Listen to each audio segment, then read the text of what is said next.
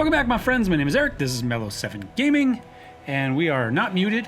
And we're playing a little Kingmaker, Pathfinder Kingmaker. We are doing the, I forgot the name of the little extra side campaign that came out as a DLC. the Varnhold campaign. There we go. That's what we're doing. And we're playing with turn-based combat. I wasn't going to record one more episode, but we got into town and it automatically started this cutscene. So let's go see where it leads. Maybe we'll finish the whole episode. Maybe I'll film it in 2 parts. We'll make that decision we go on. As Carity approaches Varn, a wince crosses her grim face, but she speaks not a word and instead hands him a document. Aha! I see you've included everything, just as I asked. Thank you, Kiadi. Magar, what does this mean? Tell me, what am I to make of this? I sent some much-needed aid to our neighbors in the Shrike Hills. They're our only possible allies in the coming carnage.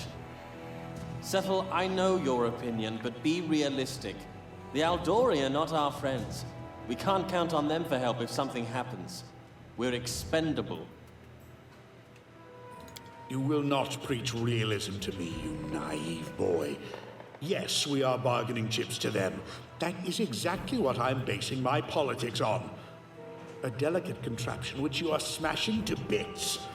War will come to Brevoy, even you can see that. But as long as it hasn't yet begun, can scarcely do better than pretending to be the Eldori's most loyal vassals.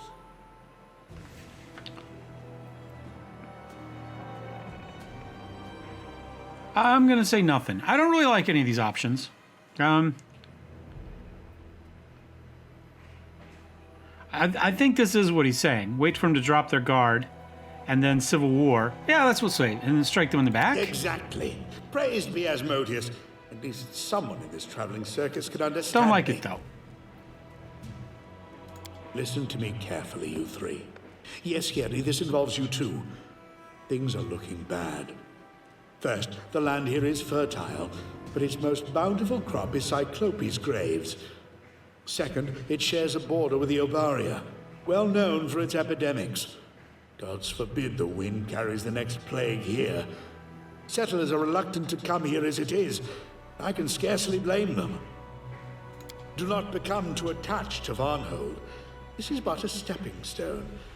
Our real prize lies to the west. But what does Varn do? He sends them gifts. Better to send them assassins. Without their baron, the Shrike Hills would descend into a struggle for power, and Silver Step and the Canelands would fall to us soon after. Such villainy! Do not interrupt your regent, Varn, or relieve me of the position this instant. Now, what is the most important thing here? The Aldori are afraid of unleashing war. They know that if they tried to separate from Brevoy without some kind of outside support, the Sertova would crush them. So, we must convince them that we are their most loyal allies. We will stoke the Aldori into an uprising. When the unrest picks up, we shall strike them in the back and make them fight on 2 fronts. While you, Your Grace, were drinking wine at the feast, I was busy acquiring a map of Nivodka's Crossing. Look at these fortifications. If we could seize this town, we'd win a significant piece of Brevik land along with it. After we've assisted the Sertova in hanging the Aldori on the gates, they will allow us to keep part of what we have seized as a reward. Then we will have peace and prosperity. Get out of my sight, Settle. Get out! Never would the name of Magar Varn be tarred with such abominable villainy. It never happened while I was leader of a mercenary party, and won't happen now that I'm Baron. Great Asmodeus, what did I do to deserve this punishment? Why do I deal with you at all? I should have taken my share and retired a long time ago. I'll be off somewhere soon enough. To Absalom or Cheliax. I shall read books on the porch and drink wine, while you do whatever you want. Burn the city down and get yourself killed. Come to me later. We need to talk. I can't believe my ears. Must the history of our country begin with such villainy? Oh, Settle. Settle. Well. Let the old devil cool off. I'll talk to him later. Is that all, Kiadi? The dwarf shrugs and hands him another paper. I see. So, we've got a revolutionary from Galt on our hands. A tavern keeper writes us. She saw the revolutionary walking around, stirring up the people for an uprising. Oh. It double-clicked on that. I don't know if it'll show it to us in the chat column or not. It does.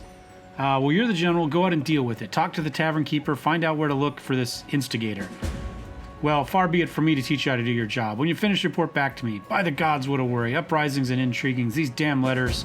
That Gunderson and his bracelet. And the Baron has to see all that. And listen to everyone's complaints while he's at it. What a nuisance. Dialogue finishes. All right. I'm actually going to save the game right here. And then hopefully I'll be wearing a different shirt next time, because my plan is to just pause this one right here and we will splice on the second half of this episode, well, the second 3/4 of this episode after the fact. Anyway, we'll see you in just a second. Let's see what we got going on. There's a Galton instigator hiding somewhere in the area. Okay, we gotta talk to the tavern keeper about that. We need to look into Willis Gunderson and find out where he's going. And we're supposed to talk to Cephal as well. We might have to go back in there to do that, but we'll deal with him later. Roll on over here. Wonder if we build a bridge at any point. Tavern Keeper is probably the first and easiest to get to.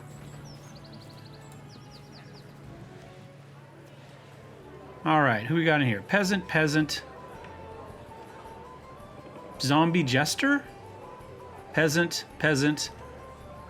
And Willis Gunderson. Okay, so we can do 2 of these in here. Let's talk to Svelid. Svelid, a freckled halfling, waves to you gladly. Oh, I heard you're the general now. Congratulations. This calls for a celebration. Do you want a drink? Or just water while you're on duty?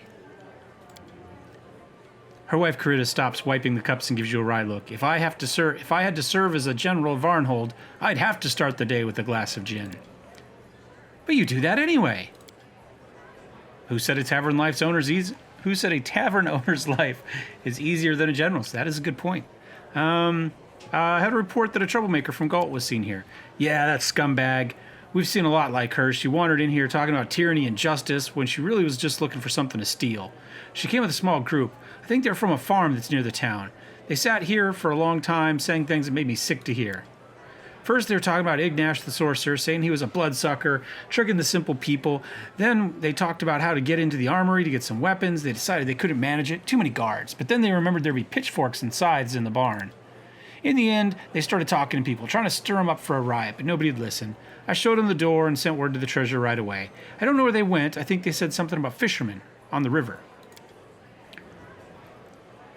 Do something with her for Desna's sake. Kick her so hard she rolls back to Galt. Otherwise, she'll wind up some fools and they'll burn down the whole town. We'll talk to the people, but you best go find out what she's doing. Okay. Easy enough. Now, as long as we're here, I'm going to talk to the zombie jester, because the bard stands before you looking rather bizarre. He clearly inherited his waistcoat, which was once expensive, but is now worn and tattered. Covered in motley patches embroidered with skulls, the musician's face is covered with white powder, and his eyes and cheekbones accented with black. So long as my song is not getting old, I'll sing of the full, humble but bold. You there, general, a coin for the minstrel. Okay, wasn't our money anyway. Thank you, your highness. I swear I'll spend it all here, and it's enough to last a year. Who are you? A raucous rascal of no small fame, the zombie jester is my name. What are you singing about? Of horrors and miracles, of demons and deads, I'll sing you to sleep and you'll wet your bed. Here in the stolen lands there are horrors everywhere, enough for a new song every day. I've been to the Shrike Hills and returned with a dozen new songs. Songs of the insane stag lord, of evil fae pranks and trollish feast, werewolves and lake dragons and spider dances. And now I'm here to write one about a cyclops. Now I'm writing a new song. It's about an inn where today's travelers are fed meat carved from yesterday's travelers. Ha ha! By the way, it's not just a tale, it's the truth. I've been here, tasted their human meat pies myself, and barely escaped with my skin.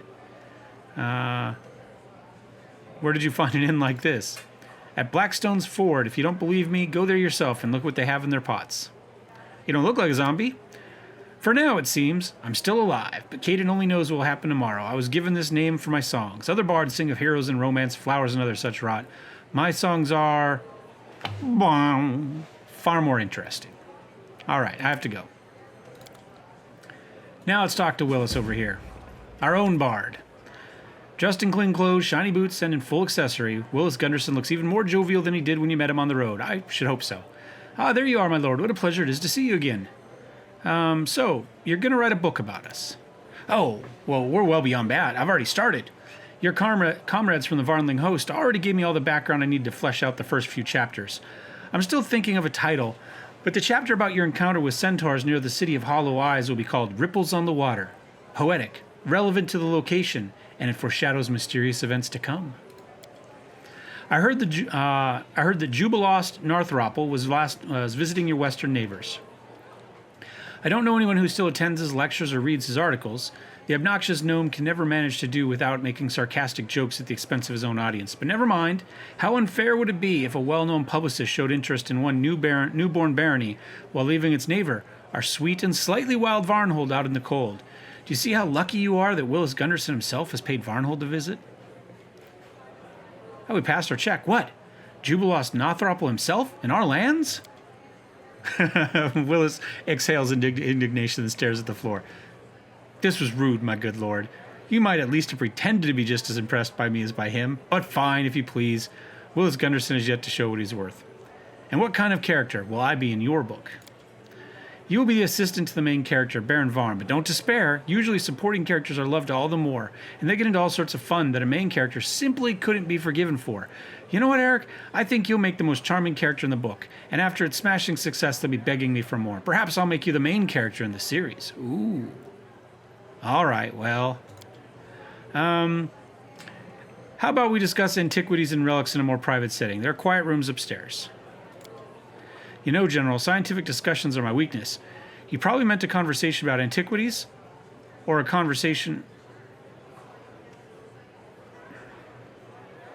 You probably meant a conversation about antiquities. Or a conversation about antiquities.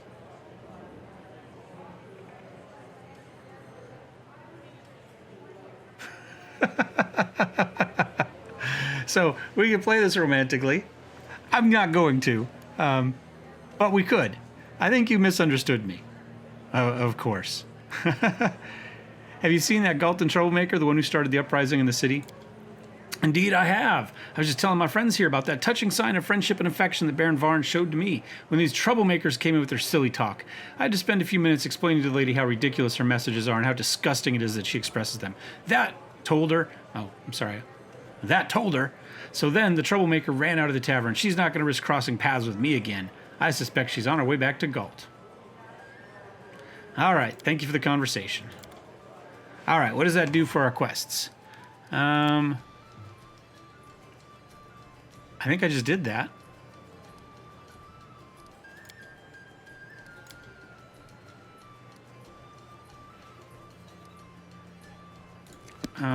Okay, I'm not really sure why that didn't clear it.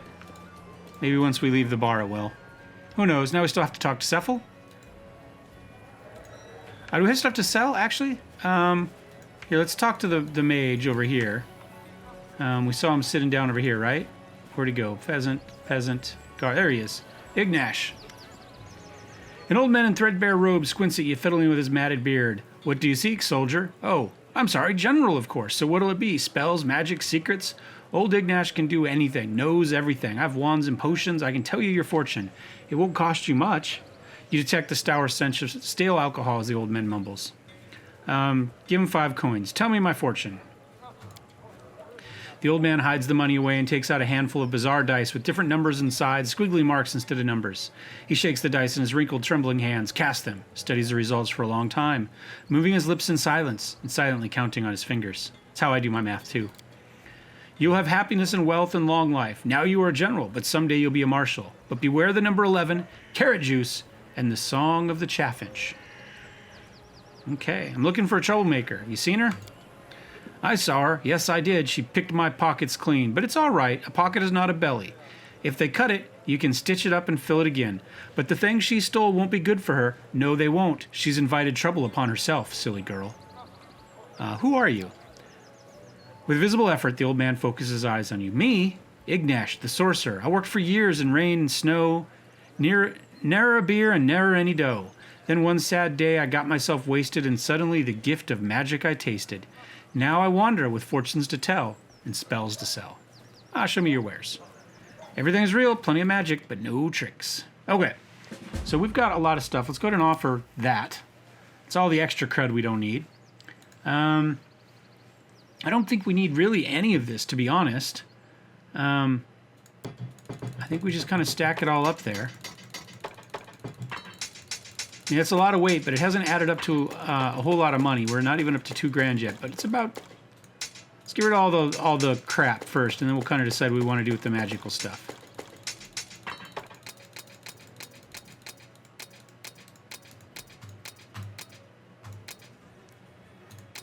There we go. I was trying to get the whole ticking down thing going on. Did I accidentally sell good armor? I mean, breastplate, scale. No, it just took a little while for everything to add up. There we go. All right. Not magic. Not magic. We know we have at least one magic one in here that doesn't highlight. Or didn't highlight for us before. Let's put it that way. That one.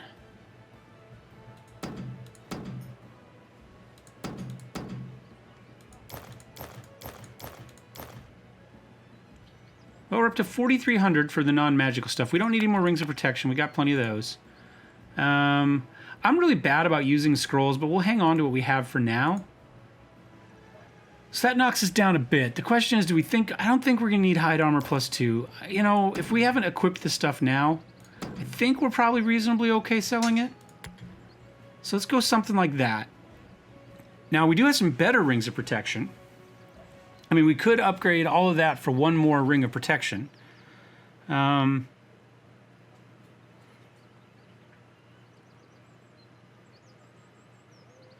Cure Serious is probably not a bad idea. 3d8. Let's go ahead and buy like 5 of those. It's a big chunk of money, but I think that's probably well worth it. Again, I'm not good with using scrolls. Some wands might be good, though. Controlled firebar. Cure Critical. That's expensive, though. We don't have that. We got about 4. Acid Arrow. 2d4. And it lasts an extra round. That's not too bad. Wand of Aid's not too bad. We got Enervation. Suppresses the life force of any living creature it strikes. If you hit, the subject temporarily gains 1d4 negative levels. So they lose levels. They don't gain. They gain negative, or they lose positive. Okay, that could be kind of nasty. It's got 11 charges left.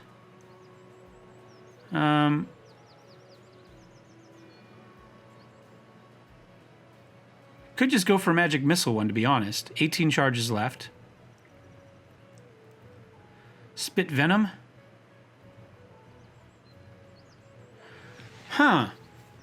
Difficulty class 14, caster level 5. That's kind of within our area here. Huh.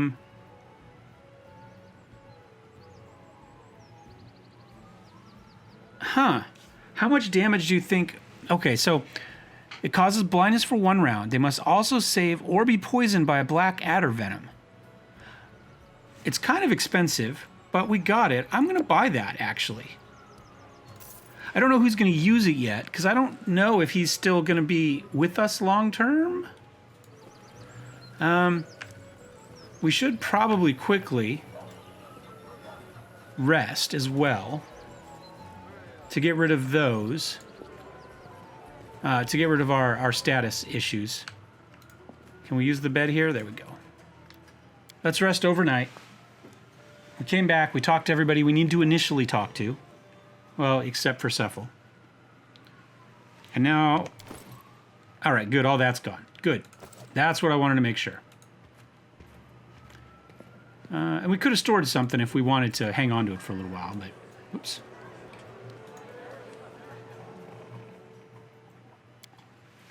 All right. Ignash, Chiardi, there doesn't look like there's much else going on. So let's go talk to Cephal.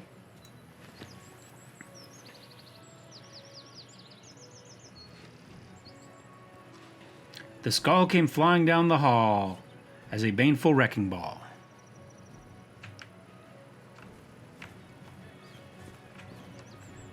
All right. Let's go talk to Cephal real fast, see what he has to say.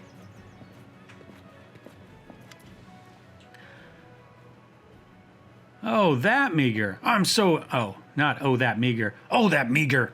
I'm so angry with him. Why do I still bother? I should have left the party after that idiocy at Ustalov. Or at least after the debacle in Mivon. If I had any sense, I never would have gotten involved at all.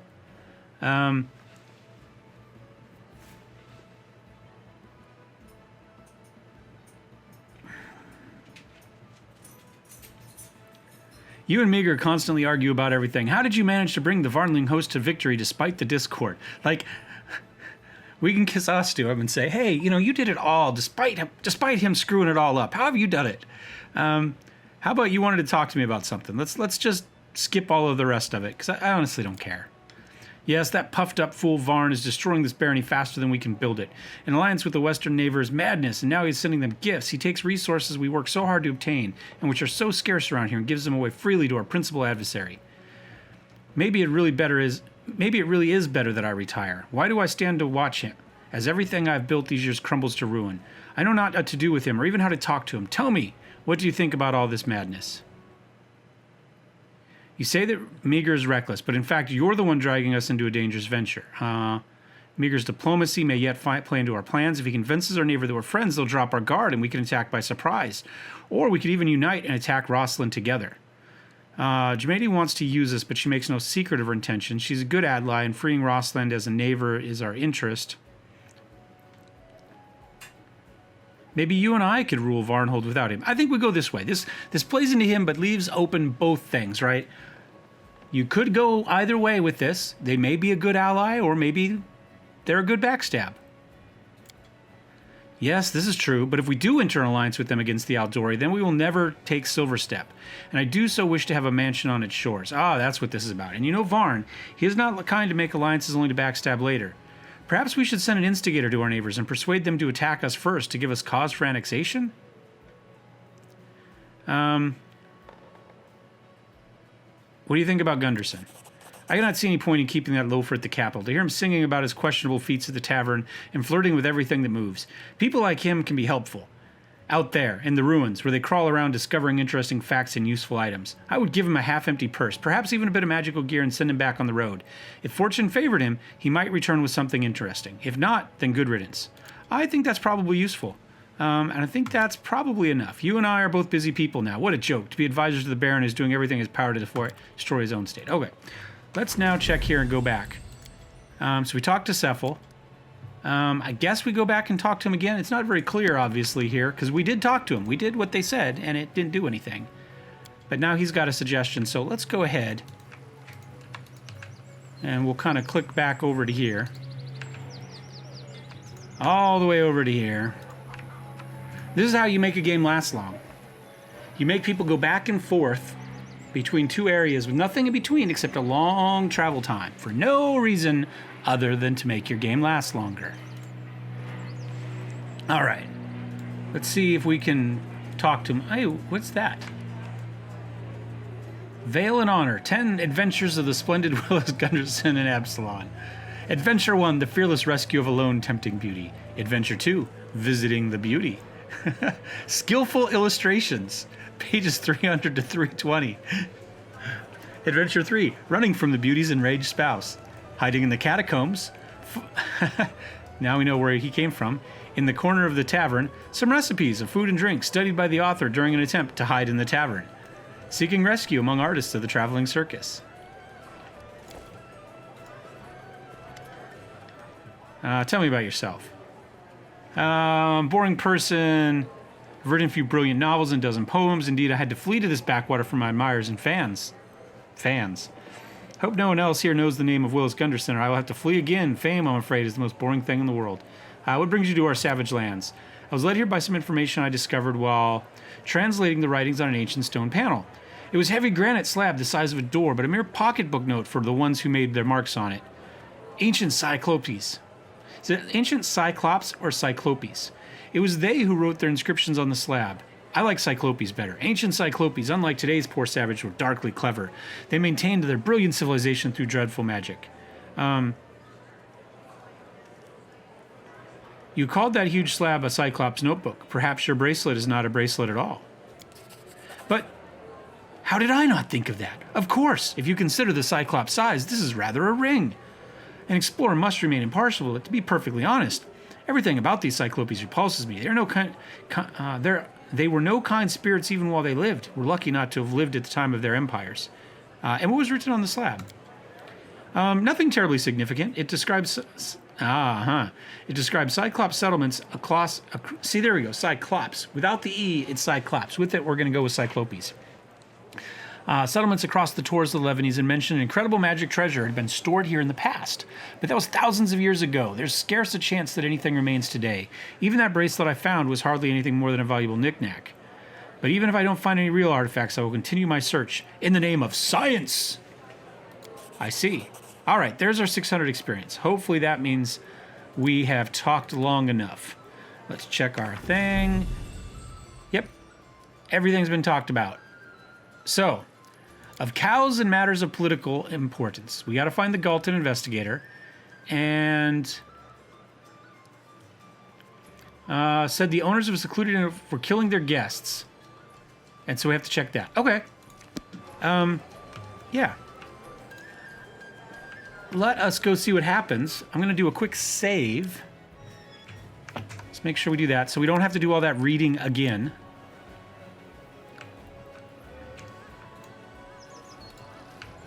And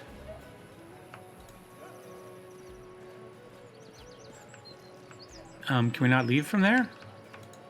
Interesting. And that's one more way you make sure that you extend your game. You don't let them leave by the place they're more likely to rest from and want to leave from. You make them leave from across the map. For no apparent reason. Every other map has an exit here, here, and here. But this one, where they know, you're going to be more often than not, they've limited you to just this one.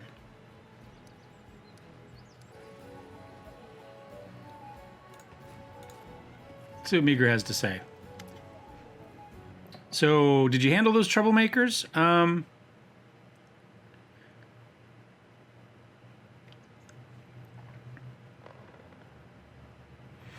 Okay. After the quarrel with Cephal, you mentioned some letters that gave you a headache. You mind if I ask what that's about? I received a letter with some threats. You do know how letters with threats make me laugh. Ha! Ha! Ha! As if this whole government headache wasn't enough, now there's another contender from Brevoy, scheming for their own piece of the pie. I wonder why it dislikes the alliance between Varnhold and the barony of Shrike Hills. Here, read it if you like. Okay. We'll read it again in a second, I guess, because it's not going to let us. I'm not certain of the author, but I can make a guess. A few years ago, the mother of his little rat hired us to find him, remember? From the moment we met him, I wanted to tie him to a tree in the forest and leave overnight, just to teach him a lesson. If he wasn't heir to one of the great houses of Brevoy, I would have done just that. Maybe something good would have come of the little rat. How are you coping with everything crashing down along with the title? Just think of it, I am now a baron. That's right, your grace. Meager smiles through his gloom.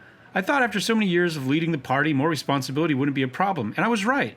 I'm not afraid of responsibility, but I'm afraid of how little freedom I have left. Our wild exploits are over, Eric. Of course, I can still steal some time to swing my sword around, but I'll never get back to how it was before. Remember the adventure in the three valleys on the border between Rossland and Isia when the new Switch and her rabble were practically ruling the region, and Sir Tovus made it a point to do nothing, waiting for the Aldori to make their move? Jemani did the wise thing then and sent a team of mercenaries. Us, instead of our own warriors. But we definitely didn't do a single wise thing. You remember whose idea it was to use me as bait? Your own, of course. Who else? Cephal wouldn't talk to you for a month after that. To have him tell it, I was a reckless boy who puts his heart and his appetite to risk above safety and profit. But I must say, Cephal can be right at times. But yes, it was an insane plan. Of course, we could have listened to Cephal, waited out for the scouts from Galt, and watched while more and more people went missing. But time was running out, and the Noose was building shrines to demon lords practically out in the open and doing whatever she pleased. She must have been the most elusive enemy we've ever met, a witch with an incredible talent for conjurations and illusion, and an almost animal cunning. We tracked her for over a year and never caught up to her once. But we were right about the plan. To make her drop her guard, we'd have to make her feel like the hunter, not the prey. I was the prey. We figured she'd be well distracted by the commander, betrayed by his own people. And sure enough, you were able to seize the wretch. You know, I never told you, but for a moment there, I wasn't sure I was going to make it. I was all tied up lying in that stupid box, and then on the altar, all the while wondering whether you'd ever show up. Would you have enough time? But of course, I never expected what happened after that. All right. Didn't expect us to follow the plan. We spent so much time working on it, deciding exactly how to use the location and enemy's weakness. Are you talking about my brilliant plan to make our entire force look like a horde of demons? Admit it, it was brilliant. Are you judging me? Yeah, we slaughtered the people and approached with their heads on spikes. That's the best ways to face an enemy is with their own weapon, which in her case was fear. We had to show, no, we're going for a horde of demons. Of course it was brilliant, but it's on account of that plan, and your ideas in particular, General, that I've got these gray hairs on my head. I was preparing to meet my fate when these horned monsters appeared all around me, howling like terror. It's a good thing the witch was as baffled as I was and you managed to grab her quickly. You have to tell me how you got all those goat horns and glowing makeup out in the middle of the forest. By the way, it looked better on you than anyone else. What can you say of Willis? How does your mercenary gut tell you? Doesn't bother me. I can't hurt to have him in the barony. We still don't have much entertainment here, and the lad is a free circus show for anyone who cares to watch. But that bracelet, you know, I sent scouts to retrace Gunderson's steps, and they couldn't find any sign of him. That's one hell of a location. Hills, mountains, gorges, and 1,000 caves. If he lied about where he found it, we'll be looking for its true origin for years, and I don't like it. I know a dozen unhappy stories that begin with an unknown ancient relic suddenly appeared. That's why I'm writing our western neighbor in the Shrike Hills. Maybe they have a good source or a historian who can help us puzzle this bracelet out. I heard the owners of a tavern at Blackstorm's Ford are murdering their guests, though the source of the information was highly unreliable, a passing bard who reeked of alcohol. We didn't clear the monsters out of these lands just so scoundrels could settle us. Let's check the bard's story next time we pass this place. How is it you're not sick to death arguing with Cephal? It's a well-thought-out strategy. No, I mean it, seriously. I've seen firsthand the best way to rule is when one person makes a decision and has the responsibility, but lets everyone else speak and tries to hear them all. No one is perfect, Eric, especially mercenary Captain Meagher Varn, who somehow became a ruler for no good reason. As long as Cephal's with me, as long as I hear him contradict me every step, well, I won't risk convincing myself of my own fallibility. Remember, thou art mortal. Spare me the fuss, I don't want to take sides. I have to go. Things to do. All right, so that cover everything we have there. All we've got left are these two here. And I'm not really sure how we go about it, because I didn't see a way to leave the town.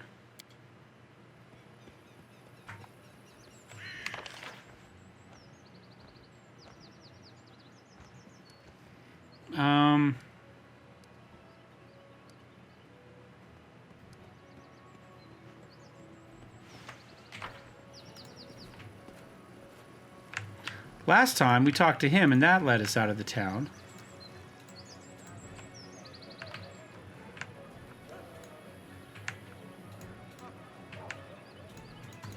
Now we looked down there and we didn't see anything, right? I'm not on crack.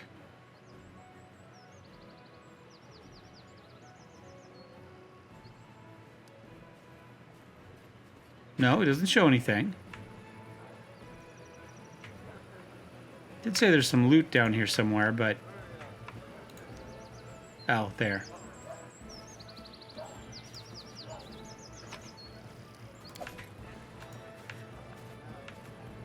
Can't kind of sneak around back. We haven't really explored the village at all.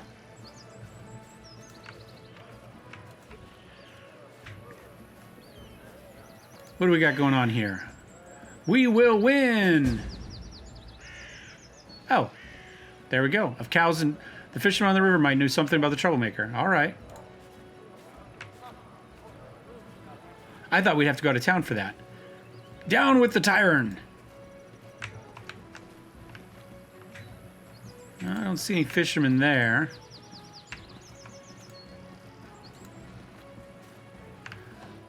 Up the Rivalution. That's the title for this episode. I have to write it down. Up the Rivalution. All right. Anything else?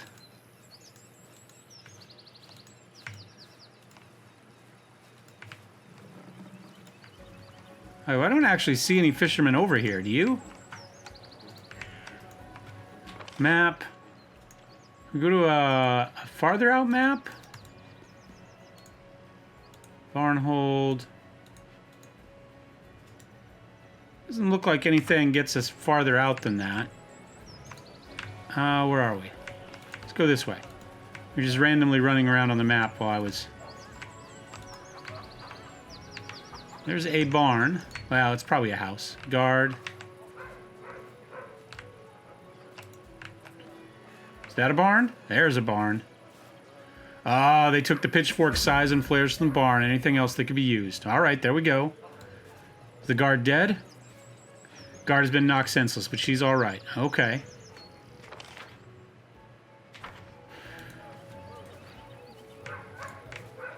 Okay, so we can't go farther back there. We can grab that. Steal somebody's dinner. Edible moss and a fowl. I wonder if the fowl was eating the edible moss. Alright, down into the graveyard. Undertaker. Talk to him. He's actually a barony of our own. That's quite an undertaking. Yeah. I see how it is, buddy. Is that another peasant there? Yeah. Alright, so what does it do to our quest now? Anything? Alright, none of the general's leads have uncovered the troublemaker, but maybe the tavern owners were unable to discover something. Oh, wait, so we didn't see anything about the fishermen. We saw the size and pitchforks. Yeah. Okay. We are getting there. This one's not super straightforward, which is fine. Which is fine. I don't mind that. I guess we can't leave town on our own because we're not the boss, right? That's why they're doing it that way. That makes sense. I'm good with that. All right. I looked around, but I haven't found the troublemaker. You have any news? She never appeared in the tavern again, but people are saying. You hear voices and clanking of iron from outside. It looks like a mob is gathered outside the tavern. You hear familiar voices of your guards, another voice ringing out, yelling sharp slogans about tyranny. Stella turns pale and reaches for the crossbow she keeps hidden under the counter. Looks like you won't have to go looking after all. Come on, General. Let's give it to these scoundrels. Okay. Out we go. Face the flames. Here's our guards. I think our guards could probably handle it. They've got armor and swords. The situation is growing heated. Varn's guards, their weapons drawn, stand opposite a group of settlers who are yelling revolutionary slogans. You see some of the local fishermen among them. There's a half-orc woman in the front row wearing a bright cape and shaking her weapon. She's obviously not from around here. Down with tyranny. We will not be treated like cattle. You can't enslave us. Come on now. Here's Eric, the general of his grace, Varn. I'm sure he'll deal with the problems, so we can all go home peacefully. We'll just settle this. What's the problem here? The problem is the autocracy of a client. Those are just generalities. What happened exactly? Kings, barons, earls, ordinary people like cattle to the nobility. Will not allow this new state to become yet another prison for the people who groan under the yoke of tyranny. We demand that Meager Varn relinquish his power, proclaim these lands a people's republic, and gather a constituent assembly. So we've already passed this. And what is on your belt? Why? It looks like a wand of invisibility. Why do you need that? There's been constant carnage ever since the revolution in Galt. Every day, someone else gets sent to the chopping block. Do you really want the same fate for Varnhold? Okay. Lore. I see many of you wearing Abadar's keys. Does the god of civilization approve? No, we're going with this one. We're going the wand of invisibility. What wand? We're talking about cows, and he's going on about a wand. He's just trying to distract us. We failed it. Citizens, don't listen to the tyrant's henchmen. Don't give up. Fight for your rights. Don't you see? So long as the sovereignty rolls over you, no one will care about your sufferings, your cows, your fields, your homes. All is at risk until you become your own masters. Down with the baron. The time of the people will come. All right. So we get a +2 for that. We get a +2 for that. We get a +2 for that. Or guards. We'll try diplomacy. Baron's not your enemy. We don't need to stoop to violence. Yeah, I think we're going to fail all of these. Settlers draw their weapons. A bloodbath seems inevitable. Okay, well, we have a chance at that. Slightly better on mobility than athletics. And we failed again. What do we roll? Doesn't say. Be nice if it would tell us. Revolutionary casts an invisibility spell and promptly disappears, but only you notice it happen. Both the guards and the settlers are only concerned about the fight. I thought it was a wand. First blood drops, carnage is inevitable. Alright. Easy enough. This fight is one that would probably be much more fun on real time with pause. Everybody just runs in and starts stabbing.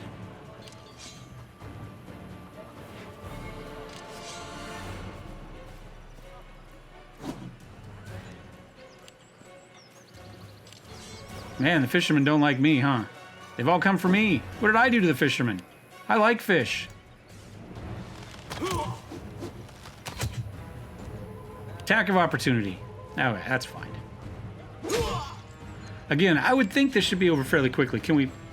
Yeah, let's just hold down pause and get this going a little bit quicker.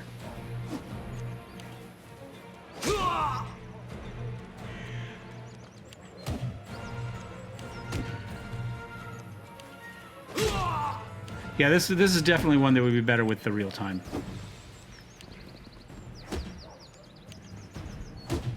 Ouch, they got a couple hits in there.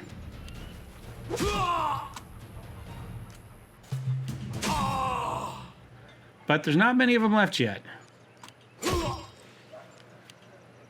I wonder... I'm gonna go... Mobility? Can I do mobility? Treat. Acrobatics. There we go.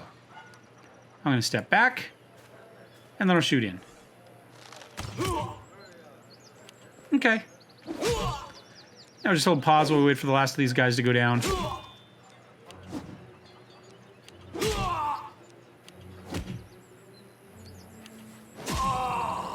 Kind of a long wait here. Oh no, 2 damage. Whatever shall we do?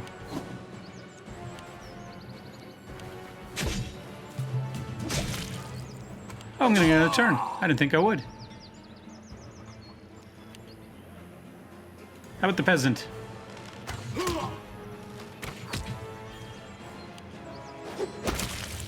Oh, critical hit.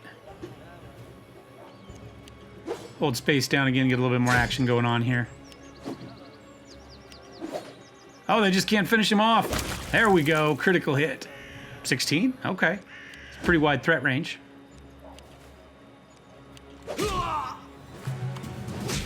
Yep, there we go. All right. Peasant dies. Report the results to Baron Varn. Okay. I don't think we need any of this. None of it at all. None of it. Not even a little bit. Let's run back all the way over here.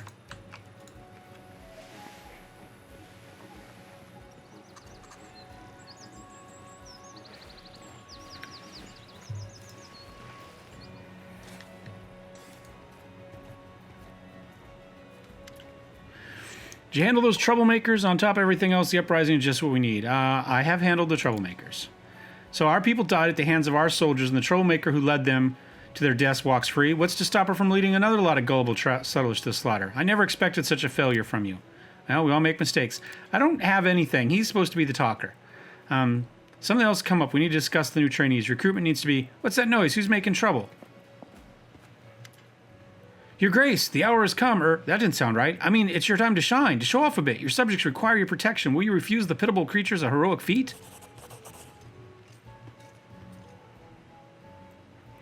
Svetoslava, you are the pitiable creature. Now stop fussing and be quiet. I'll explain everything myself. A woman wearing a simple peasant clothes steps forward, pushing Gunnarsson aside. Your Grace, my name is Svetoslava. I'm from the village of Old Stump. Hey, we saw her there.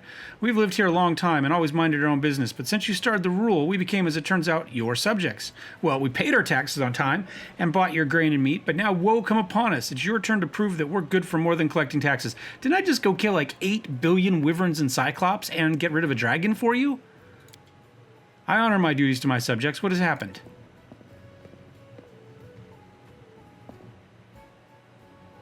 Do you remember, Your Grace, that unforgettable day of our first acquaintance when we met those terrible, but in a way amazing creatures? Well... Why do you keep butting in, you rattlebox? You keep quiet. I'm not dumb. I can talk. So, Your Grace, woe has come upon us. Dead Cyclops have risen from their graves and are slowly moving towards our village. If you don't help us, they'll gobble us up in no time.